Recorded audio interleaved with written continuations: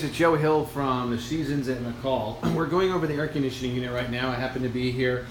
What's your name? Holland. Holland from A1 Heating and Air Conditioning. And we're going over our air conditioning unit here, and I'm learning a lot about air conditioning in McCall specifically. And what I didn't recognize is that after around 9-10 p.m., the air conditioners need to be turned off, specifically because they will actually start to ice up. So if they're left on overnight, what happens is ice. This is ice. And so what we're going to have to be able to do is recognize that the ambient temperature outside cools down to such a degree, it really creates a very efficient process of cooling. But what happens is that, and the way that Holland explained it is what?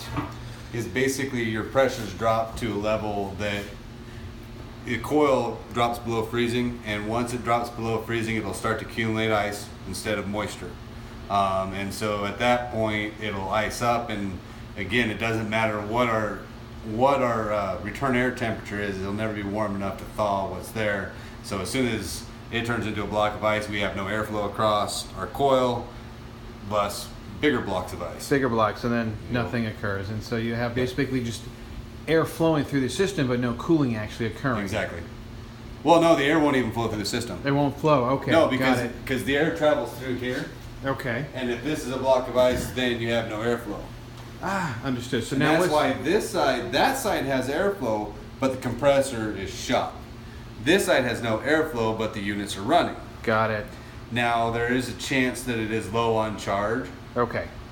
Not likely, but I'm also going to have to wait until it's fully thawed to even figure that out. Got it. Okay, great. So my suggestion would be leave the filter. Are you going to be up here for a few days?